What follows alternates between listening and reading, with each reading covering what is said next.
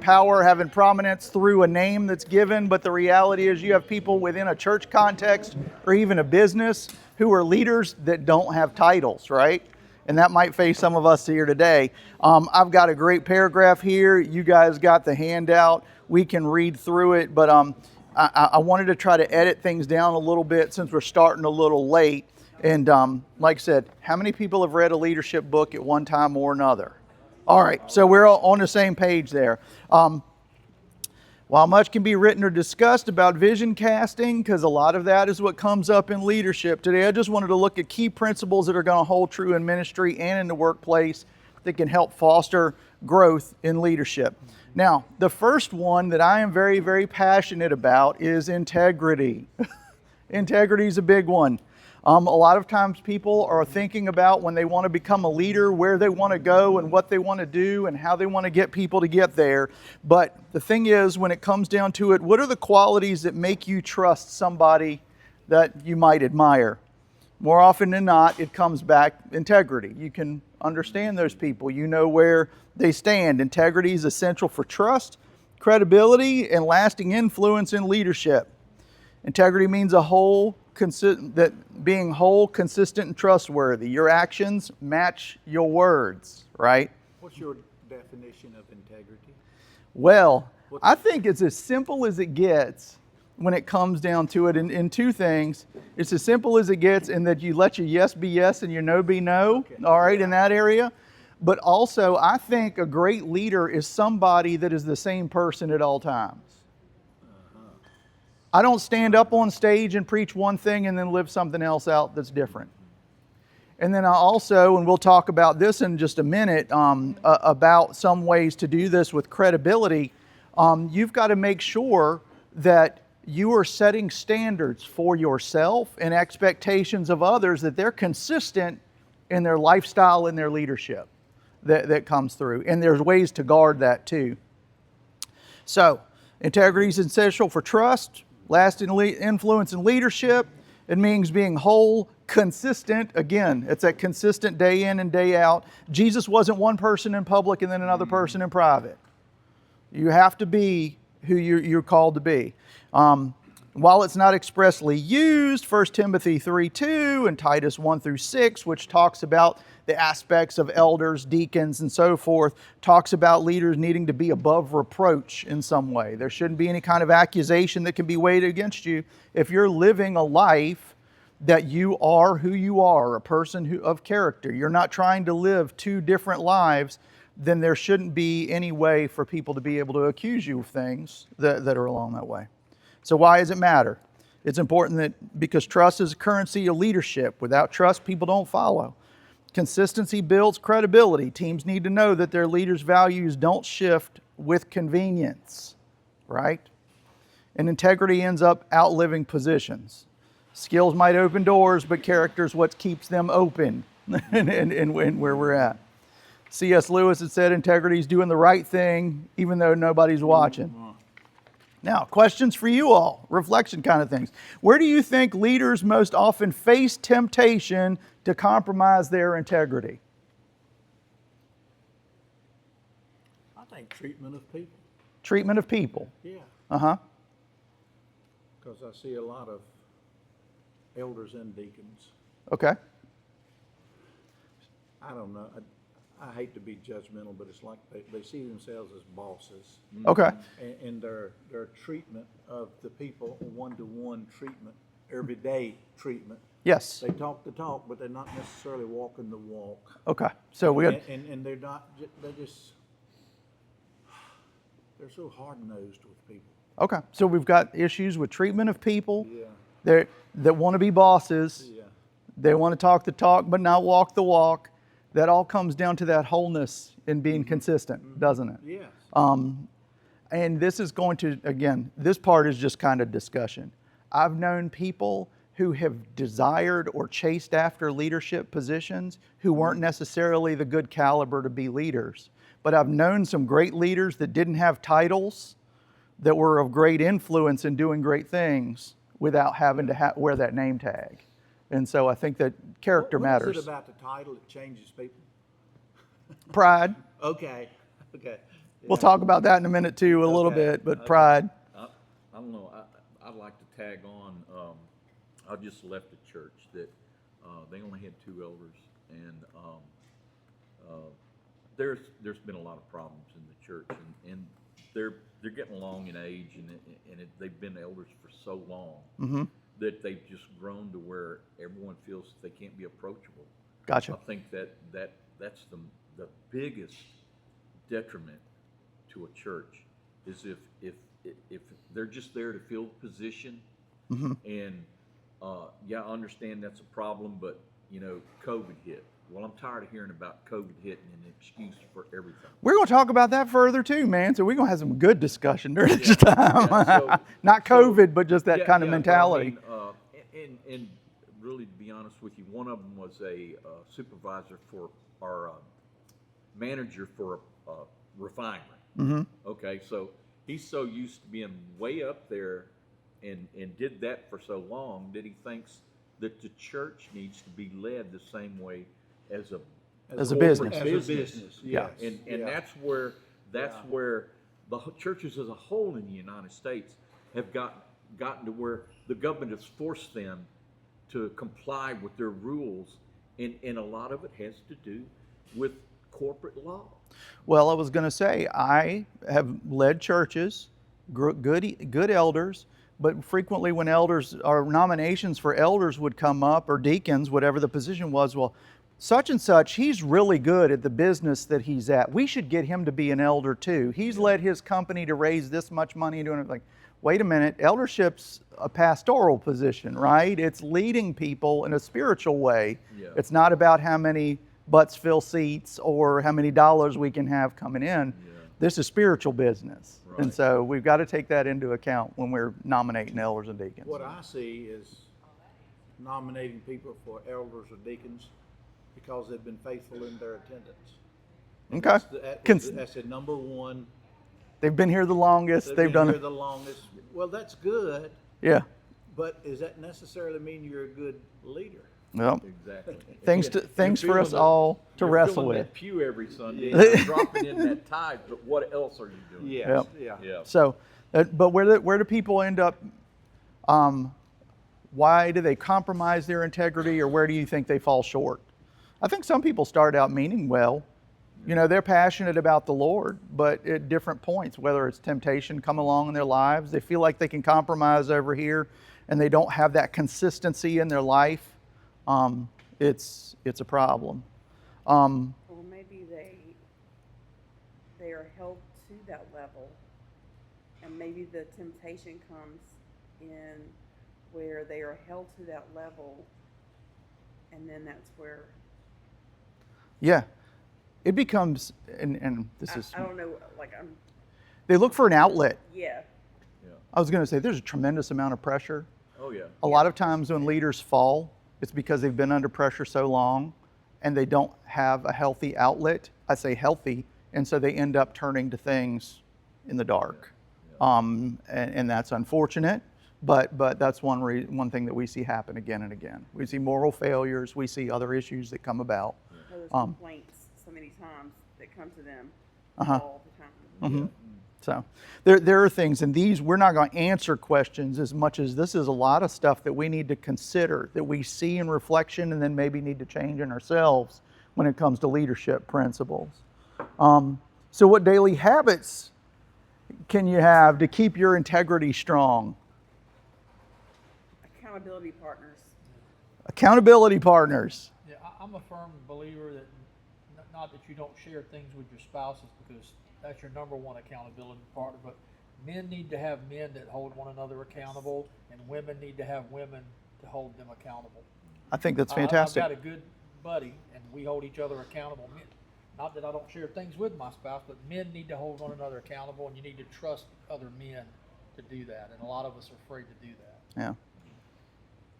One thing too, and you bring this up as far as men and not necessarily being your wife, it's not healthy for people in leadership to be injured or angered and go bleed on their family. Yeah.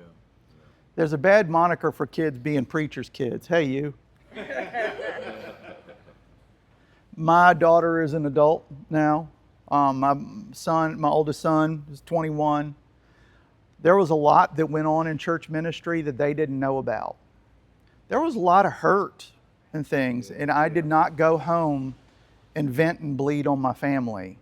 To the point that now sometimes when we discuss stuff, they're like, well, I never knew. And I was like, there was a reason for that. And that's why you're strong in your faith, because I didn't want you to be injured along the way. So finding right accountability partners, not necessarily, your spouses are important, but making sure that you are speaking to the right people about the right things. And then there are other things too, for your own accountability. Read scripture. Do what it says, right? Don't just know it. Do what it says, because if we are following along the path that Christ would have us do, then we're going to remain above reproach if we're following that path. It's not just about the knowledge. Then, as silly as it sounds too, for me in business now, I wear a body camera. This sounds odd.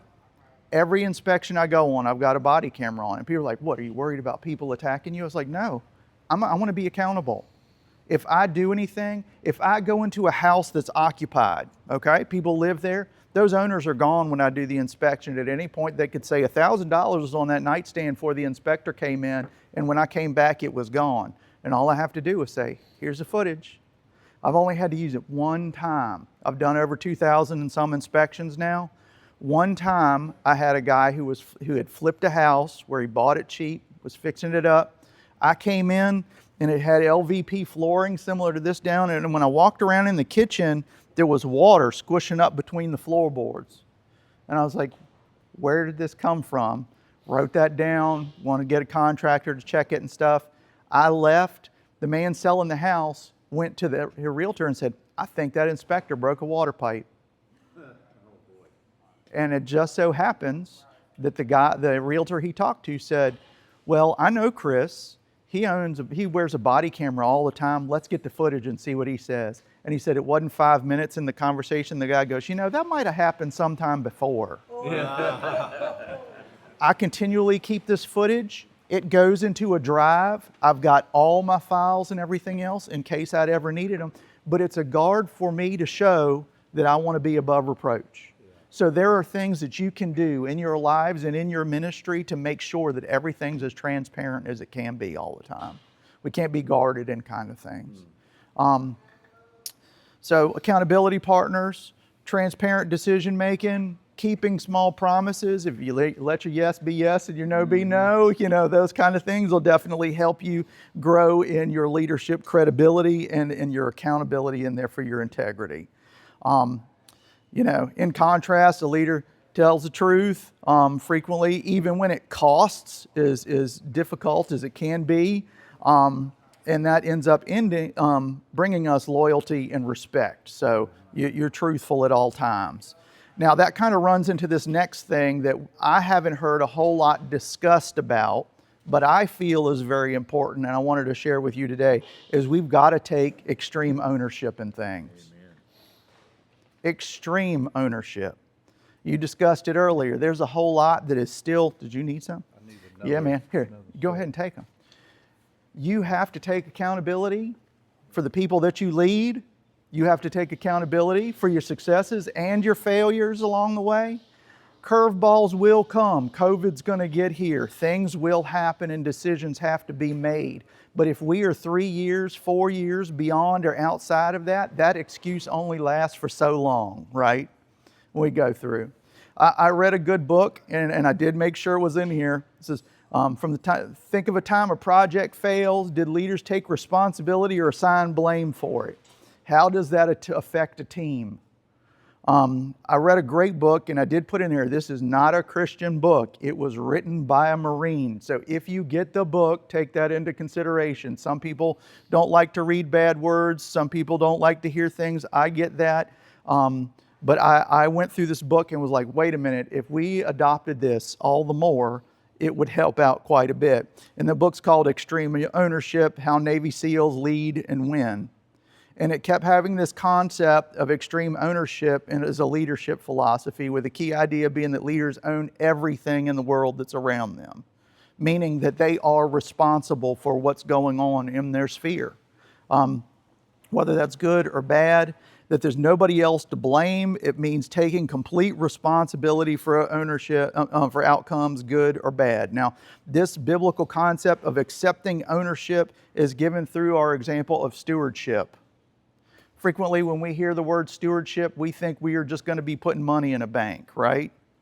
But stewardship is really that you are responsible for everything that God's entrusted you, whether that's money, buildings, people, the flock that's around you.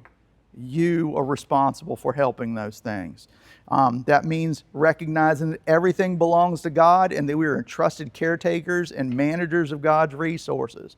A faithful steward takes responsibility for their actions and their choices, acknowledging that they are ultimately the one that's accountable to God. I can try to encourage Lee to do something in a good Christian manner. Let's just say, and I'm not saying you've got anything wrong in your character, sir.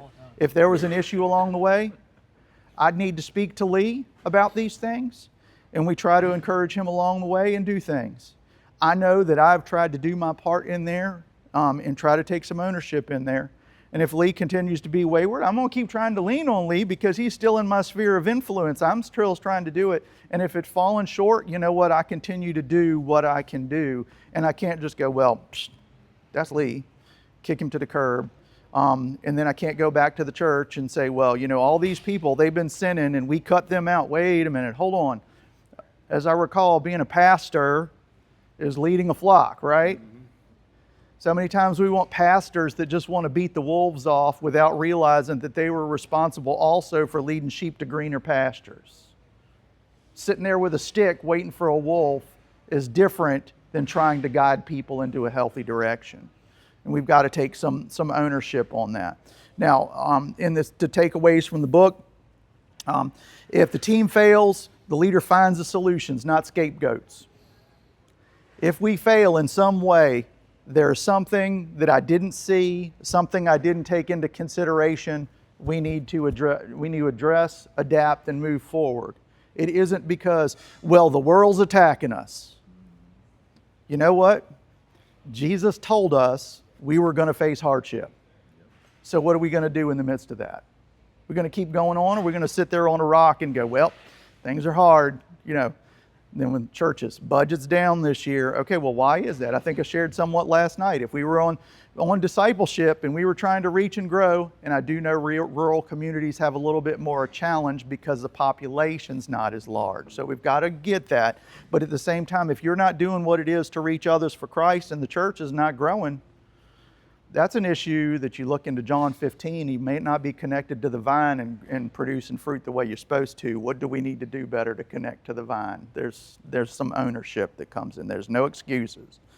Needs to be clarity in your communication too. If you've got a team of people, a leader will explain why so that a plan is understood, and then try to get support within their team in order to try to move things forward. And you lead up and down the chain. This sounds interesting. Remember, leadership is influence. You may not have the title, but if you can talk about the vision, the direction, or whatever with somebody who's a superior and get them on board, and then also those who are working with you, you can lead from the position you're at. And again, it's no excuses. You can't point the finger up and go, well, boss said, can't do this. You know, there are ways to be influential and try to help out along the way and try to be that influential leader you need to be. Again, if turn to page 2, if leadership is influence and a church leader's role is pastoral, these points are necessary to establish trust and again reflect that integrity we talked about beforehand. So, if your team misses an important deadline because of unclear instructions, how can the leader demonstrate extreme ownership in this situation? Own it. What are you owning? The responsibility. Who was the one that was responsible for the instructions? A lot of times it's the leader themselves. If things aren't clear and your team goes out and fails, you kind of have to own that. You can't say, well, you people should have known what I was talking about, because that doesn't do well. You're not moving people as much as you're trying to be that oppressive boss. All right. Now, What action should they take to correct the issue? We just talked about that. Owning it. I think one of the most beautiful things that I saw one time, and this is when I was a child, and I remember this so vividly, and it impacted me greatly.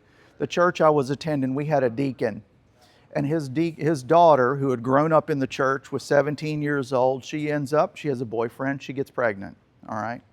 Before anything went on, he and his daughter had talked, their family had talked about it, they went and they spoke to the minister about it, and the next Sunday morning, he went up and he said, I have an announcement to make at the end of service, and they let him go up. He said, I wanted to make sure it was clear and it was understood. My daughter got herself in this situation as far as the relationship she was in and everything else, and she's found herself to be pregnant. I want you to know that I know that I'm a deacon here, and that might be seen in a wrong light.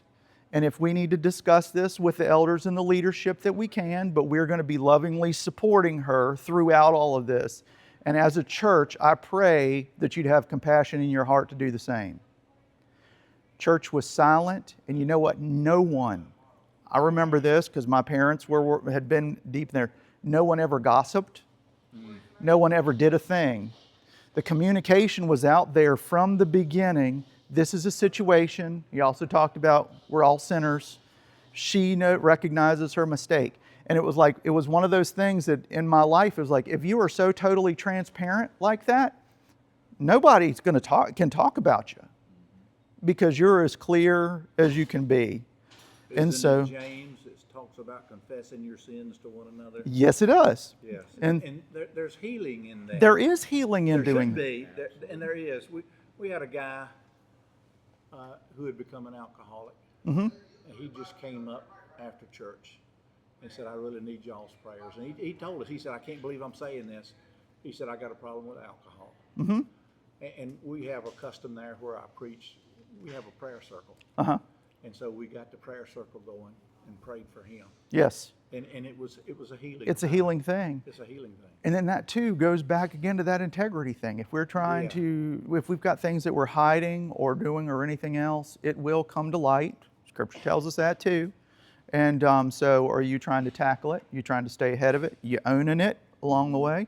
It was like 12-step program as far as alcoholics. First thing you got to do is, admit that you're an alcoholic. That's 50%, 90% of the problem along the way. Ignoring a problem will not change it. Ignoring a problem does not change it. As a home inspector, It won't go As away. a- Fool ourselves to say. as a home inspector, I will tell you, ignoring little problems turns into big ones very fast. And the same thing goes on with the church.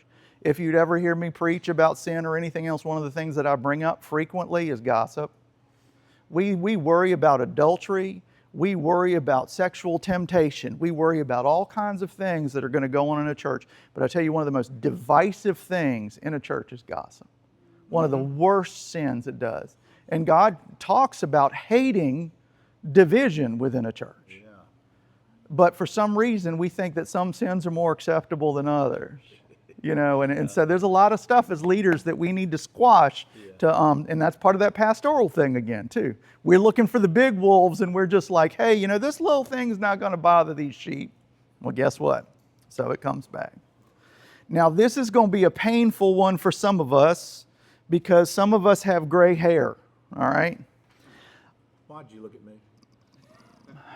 Because you comfort me in this time and the way that I'm speaking, Steve, you're like, man, Chris, I am there with you. It's all right. I'm looking at the hair of most of us sitting there. I think he's talking to all of us.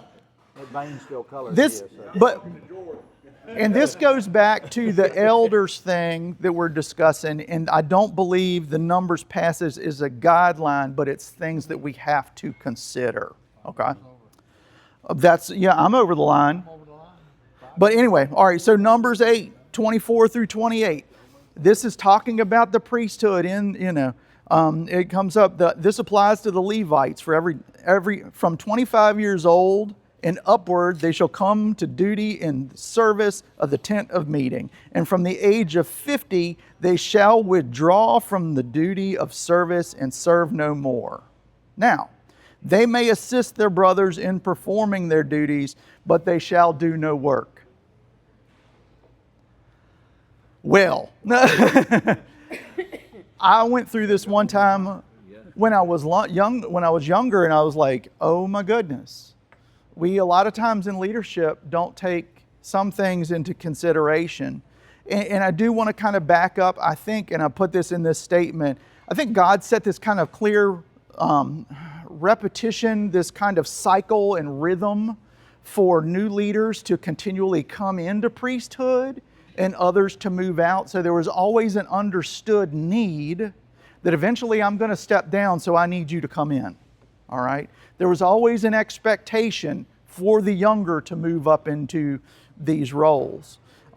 Start serving at 25. You got to step back at 50. Now, at 50, that wasn't a punishment. Okay? That wasn't a punishment. And the scripture actually goes on and continues to say that they could assist in areas of wisdom. They were still there. They were still influential. They just didn't have the title anymore, is really what it came down to. Have you ever known those older people who have been in the congregation who are wise beyond their years, have been loving and supportive, and can have a whole lot more sway than the people with the title at times? Yeah. Not knocking it, and we're not going to get into women in church and all that kind of jazz or anything else, but my grandmother on my mother's side, she was the wisest woman that I knew when it came to faith and life. If you had a problem, you could sit down with her. She would talk about Jesus, and you felt like everything just melted away in that point. She didn't have the title, though. She didn't have the title. Unfortunately, we get hung up on titles, don't we? Mm-hmm. And we feel like, this is a misconception in the church, unfortunately in America, is that in order to grow and be a spiritual leader, you've got to work your way up the chain. All right, well, I'm going to be a Bible school teacher. I'm going to do this and now I'm a deacon. All right, well, then I've been acceptable enough that now I've been called an elder. Well, then what? I want to hold on to that for as long as I can. And we fight it and fight it and fight it and fight it. And then there's some people who, unfortunately, even though their hearts are in their right place, with holding on to their title, aren't necessarily as spiritually influential because their want is they become the boss. Something that was brought up too in a church planning and a leadership class that I had is this continuation, this 25 to 50, always meant that there were younger people in leadership roles that would positively influence younger people who were within the body. If you've got younger people who are coming in, it's easier for somebody who's in their teens to aspire to somebody in their 20s than it is to somebody that's in their 70s. Because there's just a social disconnect. We've grown up in different times. And so there's an expectation for somebody who's gone through war in World War II or Vietnam and seen different cultural shifts than there is from somebody who grew up now, goodness gracious, young adults who were born in 2006. Good night. You weren't even alive during Desert Storm. Anyway, there's a disconnect between that. And so having younger leaders come in who are spiritually mature, I'm not saying we need to task young people with just being leaders. Spiritual maturity there, but having this constant flow in and flow out. And then also if you've got an older elder, help them to recognize it's kind of like the professor emeritus position. You're not in this role now, but you still have a title, you still have authority and some wisdom to be gained and to share along the way. I was in a church growth class, and I think it was Bob Russell. Uh-huh. And Bob Russell stated that any person, their biggest area of influence is with people 10 years younger and 10 years older. Yes, sir. That's it. Your biggest circle of influence. Mm-hmm.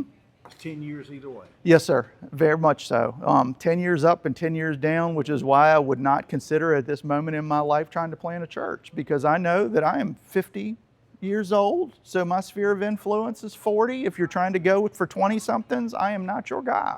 But that's the realization for me. And I know that just because this is society, this is how people engage, this is what we do and how to be of influence. Now, there's some people who are outliers, who are very engaging at people no matter what the spectrum. I do find it amusing, though. The older we get, the less we like young pastors. But the thing is, if we look back at the favorite pastors that we had, they were usually in our age range. So it would be, wait a minute, you led a church at 22 years old? As a 50-year-old, how did you do that? And it's like, wait a minute, and that happens here. We'll have people graduate out and go into ministry, and they can't get ministry jobs because they want somebody with more experience. Well, when this church was started, we had people who were preachers that were going out and preaching at like 5 churches in circuits. What's the difference? And I think it's that we've all gotten older, and we respect the people in that 10 to 10 age range. We've got to really allow our younger people to go out and reach the lost and do the things. So leadership is a calling, but it's also a season when it comes to especially a title. We have different stages of life, and we also bring different strengths to that. Young people have a little bit more energy. I don't know about you, but goodness gracious, I am an introvert, just letting you know. Yesterday I was exhausted. I walked around all day, people talking, doing everything else. Then my wife was looking at me yesterday afternoon. She said, "You are so tired, aren't you?" I'm like, "Yes, I am beat, and I have to go speak." And she used to know that after I spoke on Sunday mornings, I'd go home and crash. So last night, I was just like vegetation. I don't have the energy that I once did. That's just a matter of life. It doesn't say anything about your character. So yeah, let the young people take on the energetic roles. I'll be known for my wisdom, okay? That's not a bad thing. Stepping aside isn't failure, it's faithfulness. You realize you want that the church is bigger than you are. And if the church is bigger than you are, it's going to be here longer than you are. So we might want to plan accordingly. So rotating leaders in a continuous cycle helps battle complacency, helps maintain relevance to current cultures and things. And then it goes on, transition doesn't mean absence. The older Levites still assisted and mentored younger priests. Leaders can step back from the front lines while still guiding and advising all along the way. And then I said, we talked about this for a second. Have you known leaders that stayed in their role for too long? Oh, yeah. Yeah, because they say, name me someone in this church that qualifies to be an elder. Yeah. Well, if you don't have any, whose fault is Whose that? fault? That goes back to Did point you 2, mentor? right? Did you disciple? Name me Younger people? if the Have thing you is brought someone up to show them the job? right. So what was point 2? Taking extreme ownership. Yeah. Exactly. Yeah. If there's nobody there, wait a minute, maybe I didn't do something. And I think that's why I wanted to kind of bring that in, is that a lot of times we will have excuses, but we don't want to take that personal responsibility along the way. And great leaders, not just people that hold titles, are willing to take that and willing to try to move from there. So how does that impact a mission? Well, if a church is dependent on one person, you're not going to get very far. When we look at it, the church is supposed to be a body of believers, and we talk about the human body, and then I can't say he's a toe, and a toe can't say he's an eye, right? The one person isn't the entire package. So we've got to recognize that need for us to all work together to continue to love, grow, thrive, and do what it is along the way. So, thoughts, questions? Chris, you're crazy and out of your mind, and I really regret coming to this thing. Okay. My fear is that everybody over 50 is going to go home and quit tomorrow. Relinquishing a title does not mean you don't have authority or of influence. What's that? I'm gonna go drop Greek tomorrow. Well, yeah, and here I am at like 50, and I'm like, should I really get my master's? And then like by the time I get my master's, am I going to be worth anything by the time? And so things for us to consider as we go along, but goodness, continue to be influential. But the sad fact is, there are so many churches now who need a minister. Mm-hmm. George and I can keep preaching till we're 90. Yeah. If we want to. Mm-hmm. I had people last night coming up going, wait a minute, I know this position is going to be coming up available and everything else. And I was like, there's a tremendous need. Yeah. And please take this as somebody who's a trustee, somebody who has worked here, because I was in campus ministry for a while. churches would continuously say to MACU, y'all just aren't turning out preachers like they used to do. And I was like, Y'all ain't sending them. That's it. who's sending us preachers? And I'm not trying to knock culture. I'm not trying to knock do what we do. We got very, very big in the 80s and the 90s of making youth group the entertainment end of things because we wanted to attract people, but that didn't necessarily grow people into maturity. And then we kind of hit this slump a little bit where, wait a minute, ministry's hard, you know, and it wasn't about the Lord as much as it was wanting to try to be who my youth minister was. And so there's a lot of things within our own body Christianity, things that need to change in order for schools to be more successful. Because we can try to keep offering classes, but if nobody comes, that don't pay the bills, you know. And so I hope you receive that just as a little bit of pushback of going, wait a minute, what's going on? If we want MACU to thrive, we got to be influential in our own spheres. We've got to reach others for Christ, because the more people that reach others for Christ, the more we'll want to go out and become ministers to reach others for Christ. So MACU offers tons of marketplace options now. I think it was funny that used to be the pushback too. It was like, man, y'all are abandoning your faith. No, we're not. We're trying to make sure we're expanding the kingdom in different ways. So anyway, that's a different story for another day. And I'm 5 minutes away, so I need to wrap my stuff up. But yeah, if you've got any questions, we printed off a lot because we did not know how many people were going to be sticking around. If y'all want to take any of them, by all means, if you can use that for your leadership, that's fantastic. Do warn them about the book as far as the Extreme Leadership book. It was written by a Marine. There's stuff in it. There's a lot of battle discussion. Huh? They speak French. What? They all said to me, please pardon my French. Well, there's a lot of bombs in there. I was going to say there's. Start with the F. Yeah, well, I was going to say, talking about 20 that, years, whether it's Navy, F-bombs I worked with or Marines. there's a lot of discussion of battle that was in there too, because Jocko Willink's the author of that, who had worked his way through SEALs and was a leader of a group. And there's a whole lot of discussion of this is what happened in this arena at this time when I was leading this group, and this is where I fell short. This is what I did, and this is what I needed to have done in order to be more effective. So just putting that out there. I don't necessarily think you need to have it on the shelf in your church libraries, but just take those kind of things into consideration. So thanks for being here, being a part of things. No problem. And yeah, let's catch up sometime, all right? Cool.